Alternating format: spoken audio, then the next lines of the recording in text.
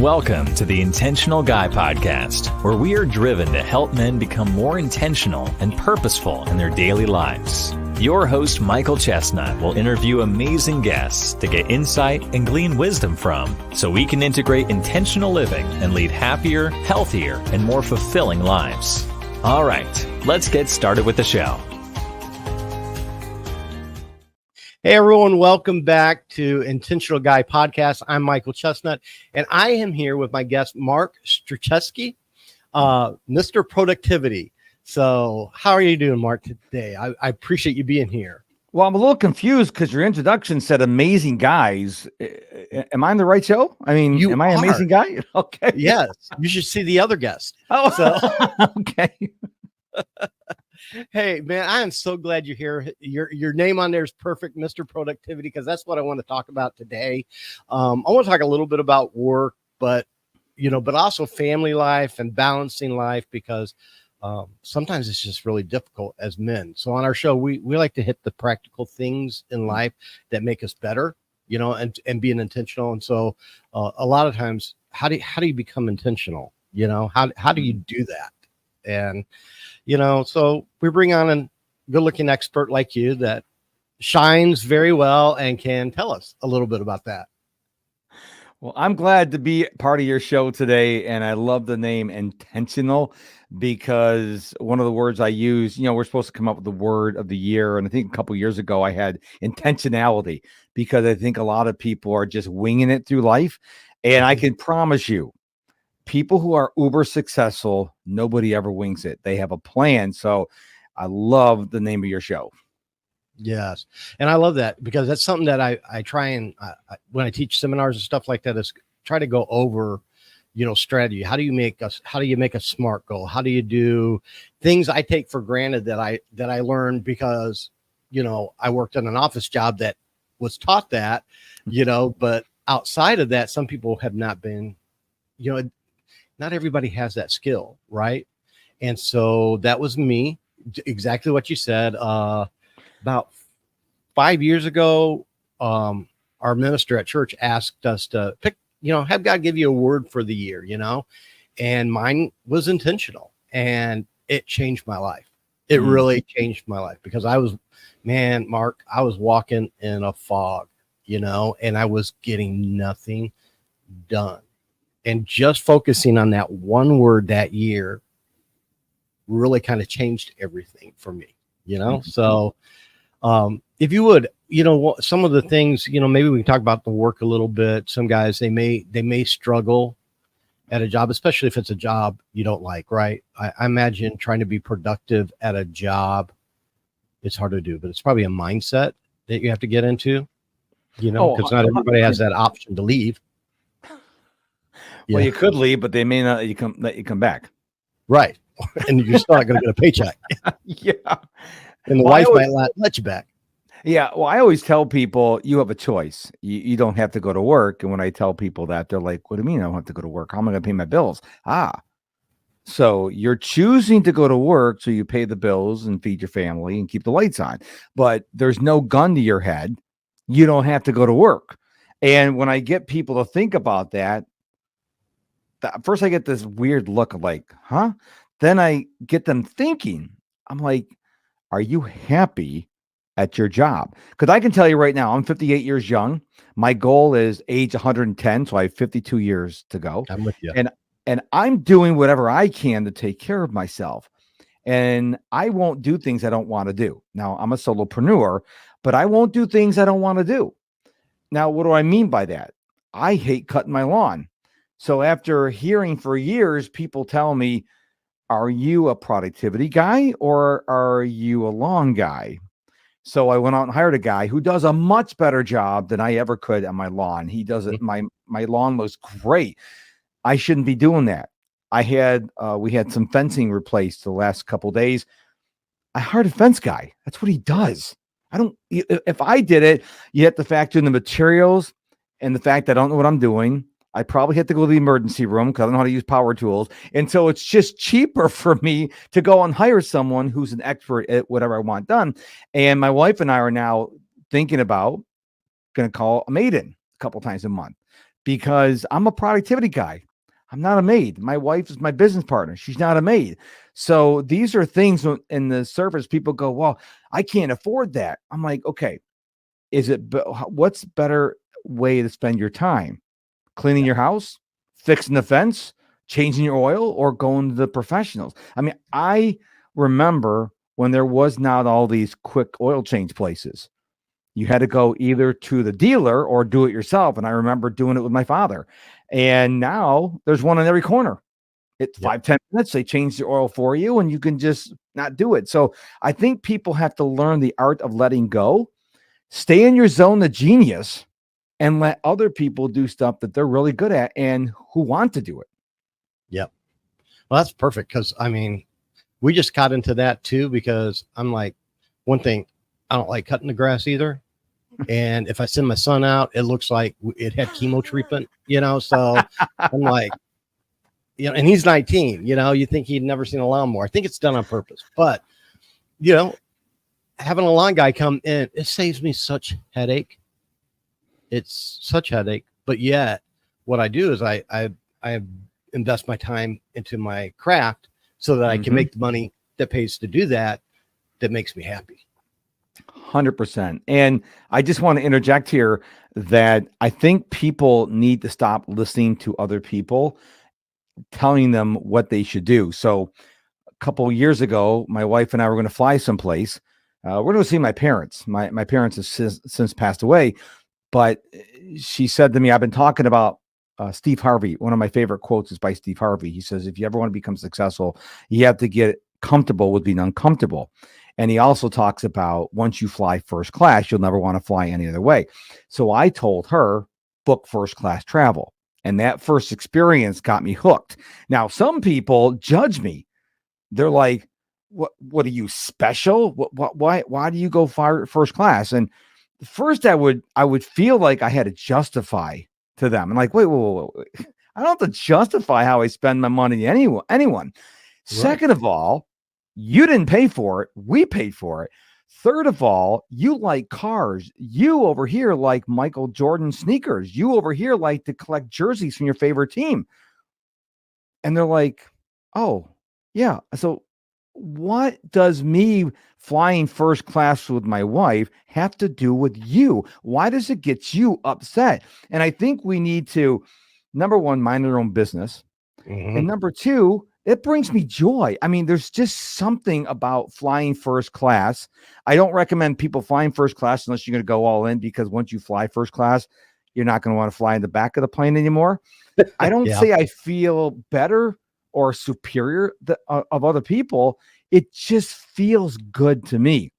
And I just encourage people, if your thing is Air Jordans, then go out and buy Air Jordans. Just don't put your family at risk with, not paying the mortgage and getting evicted. But I think people, I'm on this big quest now, Michael, of chasing happiness. For so many years, I was chasing the wealth, and both would be great, but I believe in chasing happiness. And I think that they spell happiness wrong. I think they should spell it the way the 2006 Will Smith movie is. It should be spelled HAPPYNESS, in my opinion. So whenever I'm posting on social media about happiness, I always spell it that way. I think we should make chasing happiness first, because if you can be happy with where you are, money is just a magnifier. You'll be happy when you have more money. You'll be happy when you're less. Mother Teresa was happy, and she didn't have hardly any money. And so I think we need to figure out what makes us happy. And that answer shouldn't be money or other wealth like real estate or Air Jordan. It should be something that comes from inside that makes you happy. Because I can tell you with 100% certainty, happy people tend to be productive people. Oh man, 100%. And I was one of those guys. I was stuck in a job that I didn't like, and it was at the prison. And this is when I worked at the prison. I wasn't in prison, but when I worked at the prison, you clarified that. Yes, I needed to clarify that. But when I worked, I was miserable every day. And this is about 5 years ago when I came up with this word intentional. It was like, you get to choose where you work. Is it going to take some risk? Am I going to have to step out of my comfort zone a little bit? And I did. I went into sales that was 100% commission. Never done sales before in my life, But I took a risk and I went out and it paid off. It paid off. Not only was I making more money, but I was a whole lot happier. You know how dreadful it was going behind those bars every day. It's a negative environment, right? Mhm. And when I finally moved out of there, I started to be happy because I didn't realize I was in a negative place and it was making me negative. Therefore, I was negative at home. And my family, within just a month or two, saw a different me. It's like you changed. But it's because I chose to follow happiness versus secure and let's just stay where it's comfortable because I don't have, I don't know what this next move is, right? 100%. I was fired from my job, my corporate job, in July of 2005. Now, when I was fired, I was angry, but the more I thought about it, it was a blessing. It was Mama Bird kicking me out of the nest. I often wonder, had I not gotten fired, had I been a model employee, would I still be there? Would there be a Mr. Productivity? Would there be a Mr. Productivity podcast? I have no idea. But I think sometimes Mama kicks us out of the nest because we're meant to fly. And some people fight Mama and go, no. I like the nest. I like you feeding me and taking care of me. But you can't grow. We've all heard this.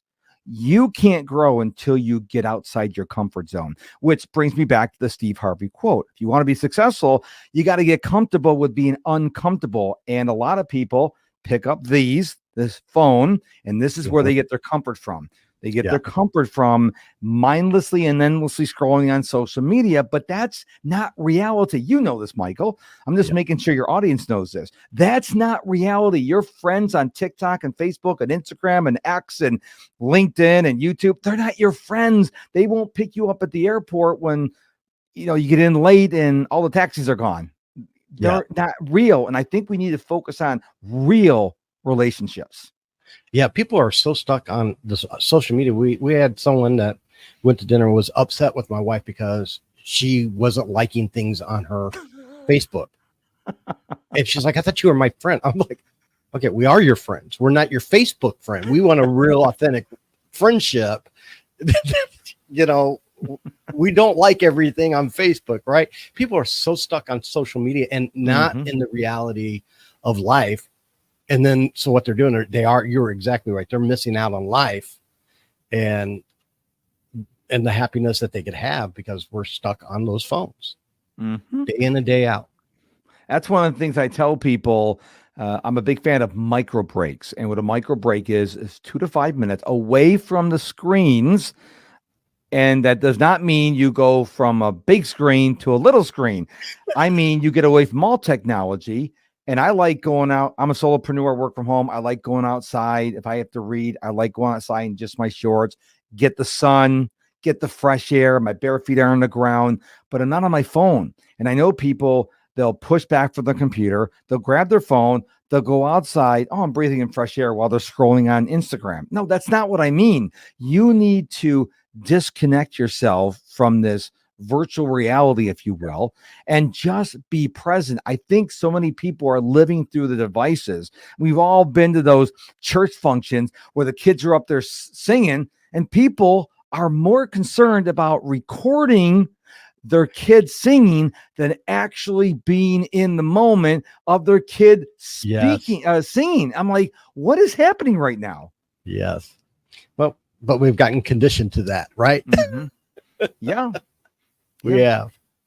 So, Mark, you have had, looking at your resume, you've had a whole lot of jobs. You actually were a radio jockey. Is that what we called it back then when you had records and radio like DJ? That? I was spinning the hits. Oh, there you go. Hey, man. So, you've had a mini career, but balancing home and work life too is really difficult as well. And really kind of crucial. You can't be married just to the job because then the family suffers. And there's job productivity, but there's also relationship productivity, I think, as well. What can you tell us on that? How did you manage that stuff? Well, one of the first keys is if you're married, you have to have support of your spouse. I once thought that marriage was 50-50. It's not. It's 100%, 100%. Yeah. When a pastor told me that, I'm like, whoa, well, that's kind of deep. So you're supposed to give 100%. And if your spouse is not your number one cheerleader, if they're not encouraging you, like my wife, she's never doubted me. I mean, I don't make Elon Musk money. I don't have a private plane, but my wife has never not believed in me. And I've known solopreneur friends who didn't get buy-in from their spouse, and they had to go get a real job, whatever that means. And so if you have that bond with your significant other, with your spouse, it's a lot easier to have balance because they believe in you, you believe in them, and you're constantly talking to each other. Yeah, you're going to have some bad times and some great times and some meh times. It's just the way life goes. Yeah. But if you have one person not fully invested in the marriage, in the life that you're living, it's like trying to ride a bicycle when it's out of balance because the wheel's not what's known as trued up, and you're going to be wobbling and you're going to fall over and get hurt. So I think it all starts with having full buy-in from both partners. Yeah. Oh, I agree. Cause, it's funny though. Once I started changing things in me and my work and being happy, my relationship with my wife became even so much better. And then I even moved on from that job to another job, but with her support, I have such great strength because she that relationship now is so much better. And you're right. Having that together, having that support with one another, she's getting ready to do some venturing off herself, and I'm fully supporting that and excited. And it's just, you see us climbing ladders and levels of success, that we need each other's support for. So that's great. And I think that's I feel bad for a lot of relationships out there where they don't support each other. I do see that a lot, and I feel bad for some of those guys, and some of those guys that I've talked to, I'm like, well, what have you poured into your wife? What have you done to try and change that? Right. I mean, some of them that I've seen, I'm like, well, when you just come home and sit on the couch all day after work, what do you expect? So, yeah, I have a different problem in my relationship because I was a solopreneur way before my wife joined the team. And so I have all this knowledge up in my head, and it's frustrating for me to train someone because she can't like do the matrix and just like plug into my brain and know it right away. And I'm like, I just told you once, how come you can't get it? She goes, how many times have you done this? And I'm like, oh yeah, because I do it on autopilot. And she is a really good worker, but she's just learning this stuff. She's been doing it for like 4 months. I've been doing it since 2005. So I'm kind of a moron to expect that she's going to get what it took me 18 years to learn that she's going to get in 4 months. So I'm trying to be more gentle with her and realize that she's not stupid. She's a very intelligent person, but she can't read my mind. That sometimes I wish she could. I wish I could say, here's how to do this. Here, plug it in your brain and be done. But that's not reality. Yep, that's for sure. Well, let me ask you another question real quick too. So unintentional planning your day, is a routine good? How do you suggest, maybe what's the best strategy, for that? Well, I want to preface this by saying that everybody has routines. They may not be efficient, they may not be regular, but everybody has a routine. So I believe you need to have two critical, these aren't the only two, but two critical routines. Number one, he's going to start with morning routine, and you be wrong. Going to start with a bedtime routine, because I believe a good night's sleep starts with a bedtime routine. So now I'm one of these people, I'm asleep by 8 o'clock at night and I'm up between 4:30 and 5 o'clock in the morning. Somebody probably no one's ever heard of named Benjamin Franklin said, early to bed, early to rise makes one healthy, wealthy, and wise. So I am like pretty much drained battery by 7:30. So I go in my room and I read until I fall asleep, which usually doesn't take that long. And I get a good night's sleep, because the morning routine really doesn't have a lot of power if you went to bed too late and you didn't sleep well the night before. So when I wake up, I've worked on a routine over a number of years, and I realize that people listening to this or watching this have kids. Maybe they're single. Maybe they've got their in-laws living in. Everyone's situation's different. I'm going to share with you my morning routine, and then you try to make it work for you for your particular situation. So the first thing I do when my eyes open is I look at my Apple Watch and I set a timer for 30 minutes. Because right now I'm doing the Tim Ferriss 30-30-30 protocol, which is 30 grams of protein within 30 minutes of waking up, followed by 30 minutes of moderate exercise. And I'm one of these anal retentive people. I stick to it. And so I get up the night before. My wife makes me 2 scrambled eggs, half a cup of black beans, and 4 breakfast sausages. And while I'm doing that, I'm reading an app called Readwise, because I'm a Kindle user, and Readwise will take the highlights from the Kindle and feeds me 8 highlights every day, because most people don't go back and look at their highlights. When I'm done with that, I squat for 3 minutes. I read a book called Built to Move, and we are sitting too much. We're losing flexibility, especially in our hip flexors. So I actually squat as low as I can for 3 minutes. And when you first start doing this, Michael, it might as well be 3 hours. I mean, it's like you keep looking at your watch. Oh, it's only 2 minutes, and I still have 2 minutes and 55 seconds to go. But now it's getting easier. Yeah. After this, I will read some of my Bible. So I'm reading the Matthew Henry Concise Commentary with a study Bible. So I read all the study notes in the study Bible. Then I read the Matthew commentary, what he has on a particular passage. Then I start journaling. I always write down my goals for 2024 every day. I want them imprinted on my brain so I don't forget them.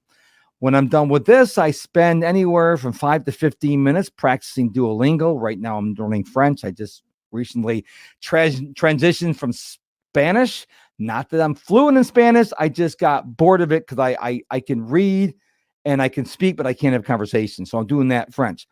And then I have to wait somewhat impatiently, and just being honest with your audience, Michael, because I will go running outside as soon as the sun wakes up. Well, when you wake up at 4:30, it doesn't get sunrise until 6:45. Sun comes up, then I actually go out for at least a 1 mile run. And I just realized I forgot something. At the end of my first 30 minutes, I actually do 30 minutes of moderate exercise. So every other day I'm lifting weights. I have 10, 15, and 20-pound weights in my bedroom. And then I want to close my Apple Watch exercise ring, which is 30 minutes. So I have a long hallway in my house, and I actually, listen carefully, I actually walk while reading my Kindle. So we don't have kids. The dogs are still sleeping. I actually walk really fast up and down the hallway. On my weightlifting day, it's about 18 minutes. On my non-weightlifting days, it's 30 minutes. So by the time the sun comes up, I've already closed my exercise rings. I already got like about 5,000 steps done, and I feel great.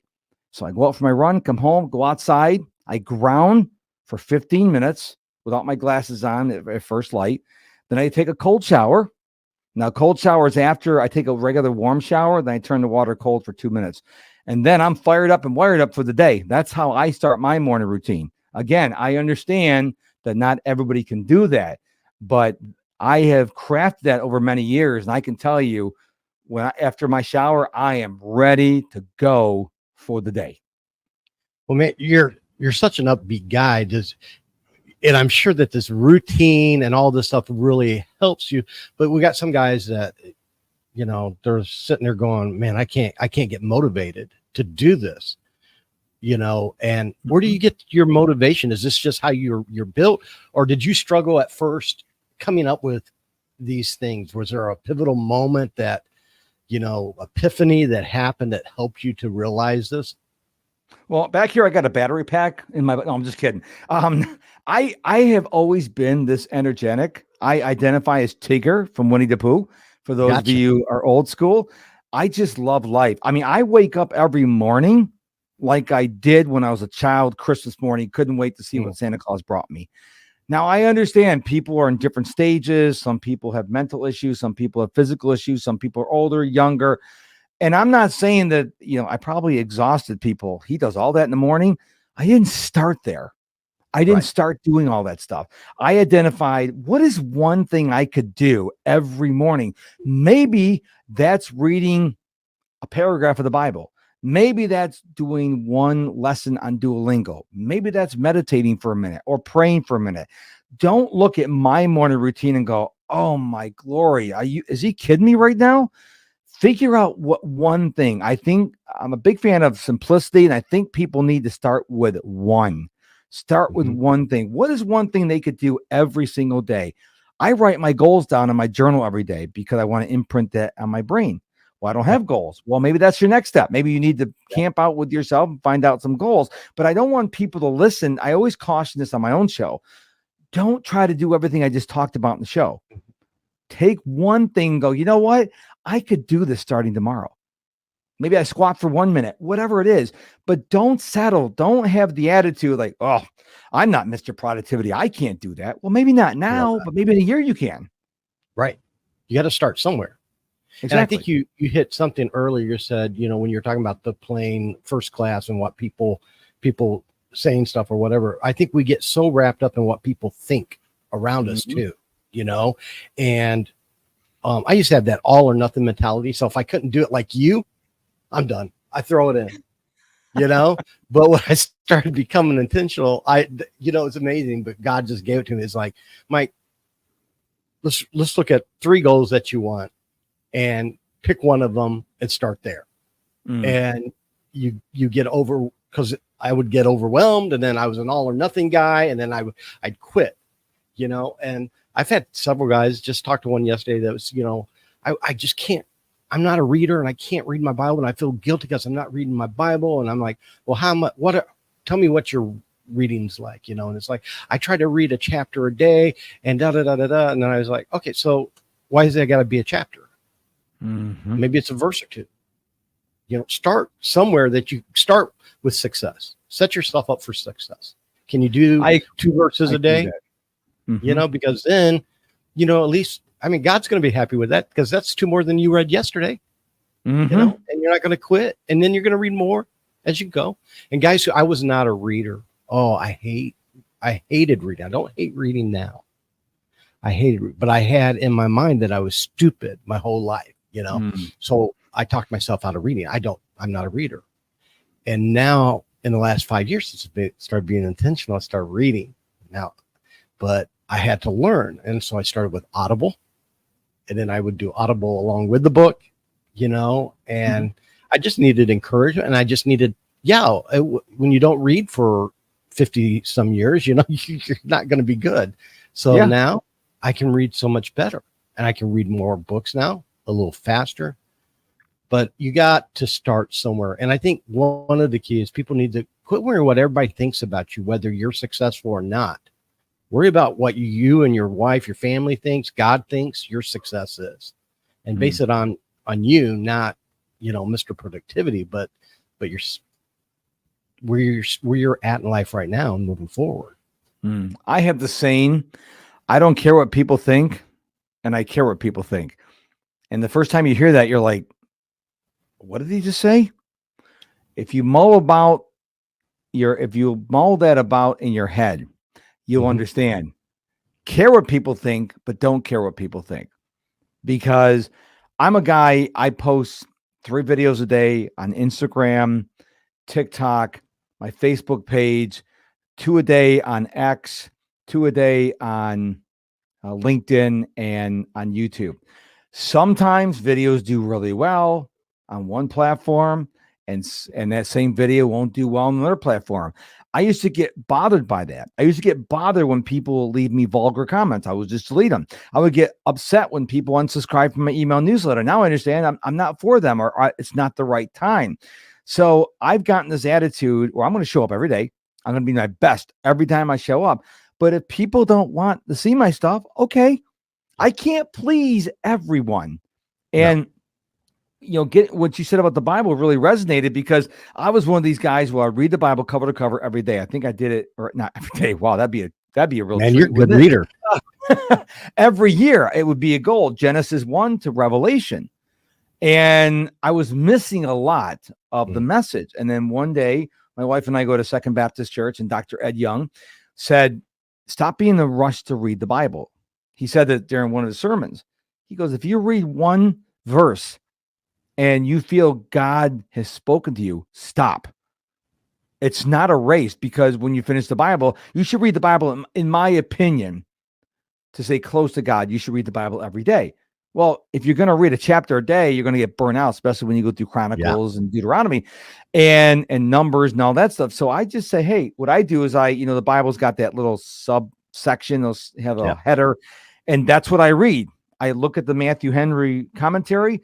What is he writing on? Then I go read that from my Bible. I read the study notes, read his. And now that I slow down, I feel I'm beginning to understand the Bible more. So from 0 to 100, I think I'm at 3% of understanding the Bible now. So I'm making progress there, Mike. I'm 3% of understanding the knowledge of God. But I'm an avid reader. I read at least 1 hour a day, but I no longer rush to read 52 books a year.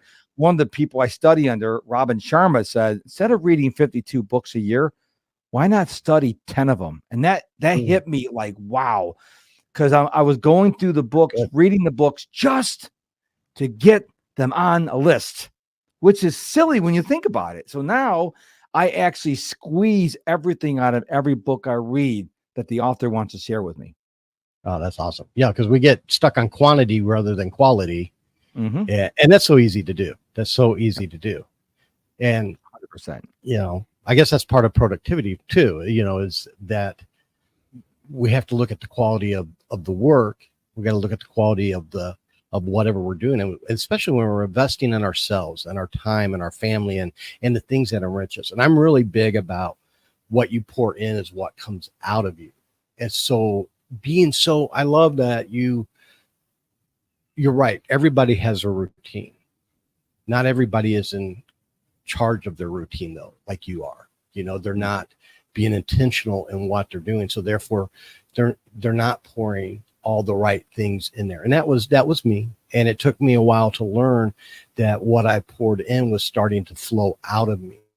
And that made me such a happier person, a better person, and stronger in my walk, but also stronger with my family, which is there's nothing more dear to me than my family, And so I reached my goals, but it's funny. I do talk to a lot of guys today and I'll be like, so tell me your goals. And it's like deers in headlights. I'm amazed at how many men don't have cognitive goals, and I'll get stuff like, I'm to be a good Christian man. Well, what does that mean? I'm like, so tell me about that, I think they hate me when I do that, but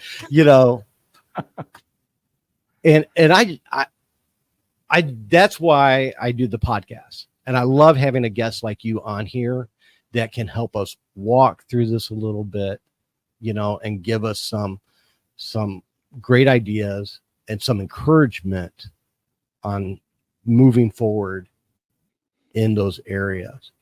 So before we go though, I would like to ask you. I just want to have one interjection there.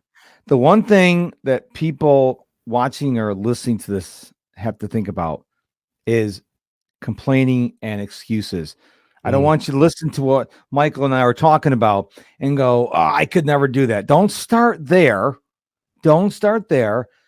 Remember what I said a few minutes ago. What is one thing you can do? What is one thing you can implement into your life? Don't say you can't. So many people are starting with negative. I can, it'll never work out. You sound like Eeyore from Winnie the Pooh. We want Winnie the Pooh. We want Tigger. We want Piglet. We want Christopher Robin. So choose one thing as a result of this podcast that you're going to do. And even if it doesn't work out, guess what? You can try something else, but don't go to the negative. Try something new. And I promise you, your life will be different. Well, and I'm going to tell you exactly what I got out of this podcast today. Okay. Is the routine. I'm a night owl. I will stay up till 1 o'clock in the morning, but still get up early. And then I'm like dead in the first part. And I don't know why I do that.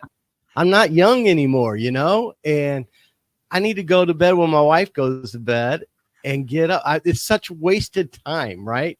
And I could get up better and be running a little bit higher on energy probably if I went in and got a good rest.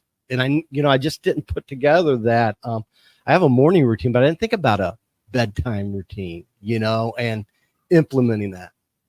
What time do you normally go to bed? Average? Well, last night it was 1:00. Okay. Do you know how to become a morning person? How's that? You don't go from 1 a.m. to 8 o'clock. You go from 1 a.m. to 12:30 to 12 to 11:30, and you work your way backwards. And so you start getting up earlier. I don't need an alarm clock, get up at 4:30, 5 o'clock. People think I'm a nut. Like, why do you get up so early? I'm like, why do you stay up so late? I mean, we all have our own things, but if you want to become a morning person, it is possible, but you can't go from going to bed at 1 to going to bed at 9. Your body's going to rebel. But if you go back little by little, and I would encourage people to turn off electronics at least an hour and a half before you go to bed. I don't need to for some reason. I'm still exhausted and fall asleep at 8 o'clock. But to begin with, get away from those screens and then go read a book, either a Kindle or a print book or a magazine or something like that. And you can train yourself to be a morning person if you want to be a morning person. And that is really important. Don't become a morning person because all these books are saying, oh, the early bird gets the worm. You've got to want it because you want it, not because some guru said you should be a morning person. So make that choice. If you really want to become a morning person, you can become a morning person. It'll be difficult in the beginning, but all of a sudden you'll be going to bed at 9 o'clock, waking up at 5 and be full of energy. And that's what I'm looking for. You know why I want to, I want to be a morning person is because I want to be more productive during the day. Yeah, I want that energy. I want that. And what I find myself doing, going to bed at 1, I got up 7 this morning, 6:30. I'm cheating myself out of restful sleep. And there was no reason to be up that late. I did nothing between 9 o'clock and 1 a.m. I think I sent you an email. That's what I did. That was the one thing I did, was send you the link to the show. Someone once told me nothing good happens after 9 o'clock. So people know me. They say, hey, Mark, you want to come to a party? I'm like, what time to start? It's from 8 to midnight. Dude, I'm asleep at 8 o'clock. I'm not going to your party at 8 o'clock. So I just tell people, and they first of all, they'll say, oh, you're just a party pooper. And then about a week or two later, like, how do you get to be going to bed at 8 o'clock? And then now they want to know. I'm like, okay. But hey, listen, if your thing, like if you're a professional athlete, if LeBron James is listening to this podcast, he's got to be up late because he plays games at night. I mean, he can't say, hey, listen, we got to start playing games at 1 o'clock in the afternoon. It's not going to work out real well. So sometimes, or if you're a police officer, a doctor, or something like that, you may have to work a night shift. Not everybody can do that, but if you can and you want to, there's ways to do that, and you can reach out to me, and I'd be glad to help you out with that. No miracles. Well, I like those simple things you gave us too. Those little, like, just start, don't gradually do it. I love that. Because I would have just dove right into that tonight and sat in bed at 8 o'clock and went, gosh, I don't know what that Mark's talking about. I can't sleep, You would send me a text in the middle of the night. I'd be gone, so it wouldn't matter. I wouldn't get it in the morning, but yeah. Well, Mark, thank you so much for your time today, for being on the show with us. We got a lot of stuff from you. You're a smart dude, man. I don't know what you're talking about there, but it's great to have you with us today. And till next time, to my audience, you guys just keep being intentional. We'll see you next week. Okay, so we're back again because I messed up. And I want everyone to know Mark, where can everybody get your information, and what all can they expect from there? Well, I want to make things easier for people. So I have one website, because I know some people are walking the dog, they're out running, they're on an airplane. MrProductivity.com, MISTER, MrProductivity.com. There you can sign up for my free newsletter called The Productive Life. You can actually get some free training and even a free call with me. Yeah. And you can also read my blog and check out my podcast. Everything is at one place, MrProductivity.com. Awesome. Mark, again, thank you so much for being on here, bud. We'll talk to you later. You bet. Thanks so much for listening to this episode of the Intentional Guy Podcast. We hope you enjoyed the show and got some real value out of it. Tell others what you learned and share the podcast if you think they would benefit from it too.